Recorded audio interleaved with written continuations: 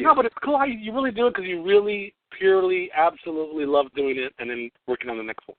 Well, I mean, I like the actual, the physical object. I like the physical comic book with pages, and, I like the process of making them, of putting ink on paper. Yeah. I like the process of, like, deciding what kind of format to use. Because you've seen I do all different formats of mini comics. Yeah. And I like experimenting with that. And then it's really satisfying, to take something from your head and you think of it, you write it, you draw it, you put it together, you go to Staples or Kinko's, you Xerox it off. Right. And then you can hold it. I mean, sometimes, at nighttime, I go in my room and I just look at the things I made. And, sure, I've never made money off of them. And, not too many people probably have even read them. But just the fact that I made them, it's almost like a diary, too. You can kind of look back and you kind of look back to you, 6 months ago, a year ago, 2 years ago, 3 years ago. It's kind of nice too. It is sort of like a diary, Yeah, that's neat. Yeah. And you even bought this little press, little handheld tabletop one, where you actually can what is a book binder, right? So you make little, I guess, trade paperbacks too. You do your own little book binding. Yeah. That goes back to the whole thing about I really enjoy the process, of making it. It's like a craft, making different kinds, experimenting with square bound books. Different sizes. It's just it's a little hobby, and the other thing I like doing too, I was going to mention before is, for a while I was doing like exercises where I would try to do a 24-page comic book every week. And that's from thinking of it to actually having a hard copy of it. You got to think of it, you got to write it, you got to draw it, you staple it together, and that was a great exercise too. Yeah, that's cool. Yeah, any kind of training. Yeah, no, it is. It is good to exercise ourselves as far as the comic, like not just with story and type of story, but in your case, it's actual, like the shape of the book, the long, thin ones, the short ones, real thick paperback, or you've done like a micro comic, I think. Oh yeah, I just made up that word. Maybe it really is, but the really small, I don't know, 2x3, I think. I don't know. Well, I did. I like that pocket comic term. I just pocket comics, comics. And in the pocket comics, I've got like a mini comic in the pocket comic. Yeah, that's right. But what's neat too, how I was sort of thinking about this was the actual format of your book is a big part. Affects how the person reads it. It's not just how you draw the pictures on the page, and it's not how you spot it with the blacks, where the blacks will flow and kind of cause the eye to follow a certain direction. But it's the actual physical size of the book, the narrowness of it. All of that kind of plays into how a person is going to read the book too. So that's I think if somebody had like a pocket comic, they might.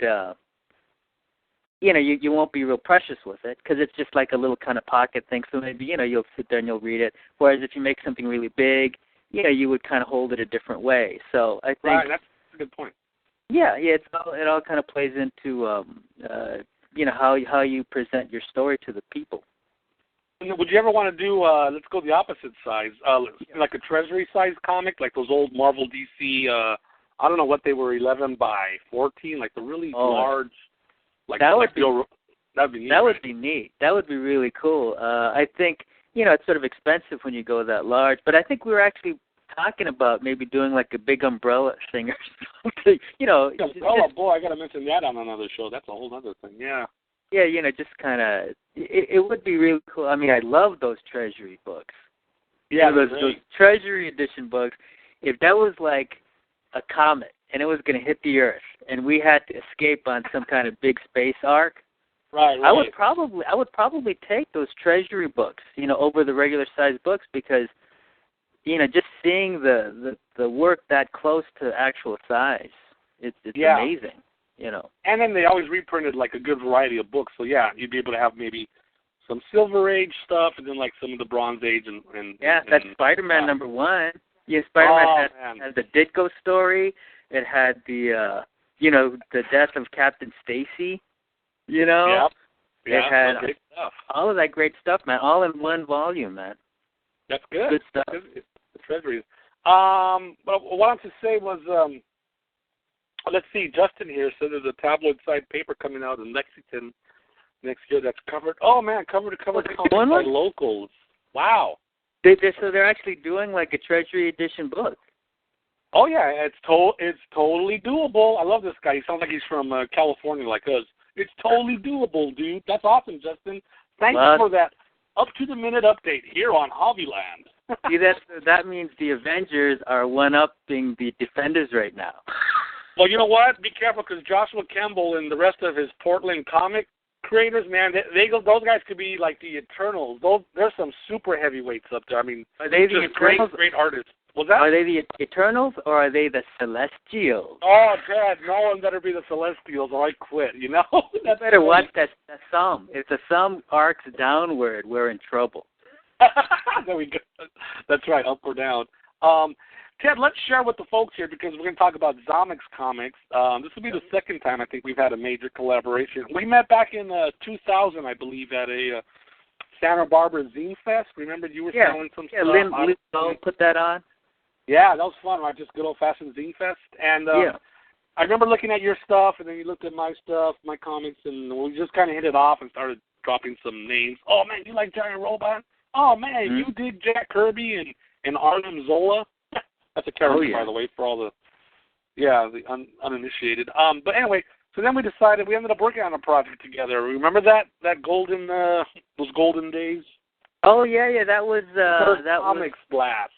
Yeah, and we actually wrote that and worked it out over at was it Yaohan? It was a Japanese kind of a Japanese like mall that had like a food court, and we would sit there and go over the stuff.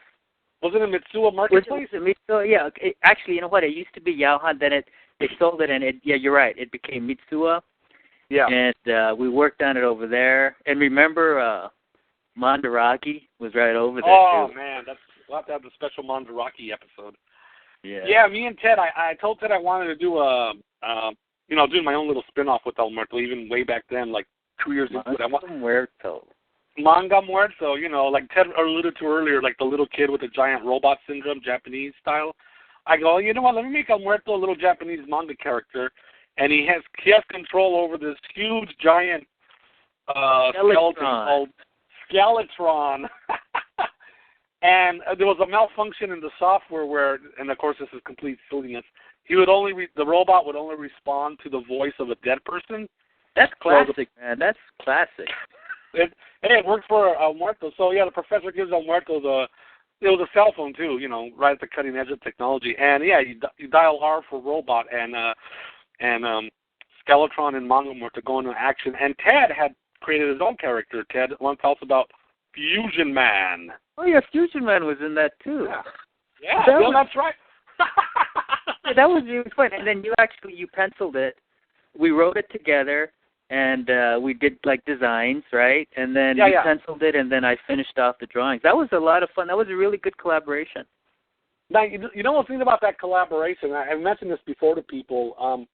We hammered out the plot together because Ted had his characters, Fusion Man, and he has like there's the girlfriend and there's a professor, just the regular staple Japanese manga type characters. With and then that's the bad guy, the warlord Goragon. Yeah, you have to have the evil army, Yep. So Ted got his characters and I had mine, and then we go, let's team them up and let's do this little. And it was a special size, right? So we called the Zomic size. We made up. That's right. That was the first Zomic. That's right. It was 8.5 by 14 paper, folded in half. So yeah, that's really good because you get extra paper, like surface area, for relatively the same price almost. It's a really good deal. Yeah. And and it's more of a square looking book, so that's pretty cool. Mm-hmm. And we worked on it together. Yeah, we just hammered out the plot together, and then we kind of did the storytelling or the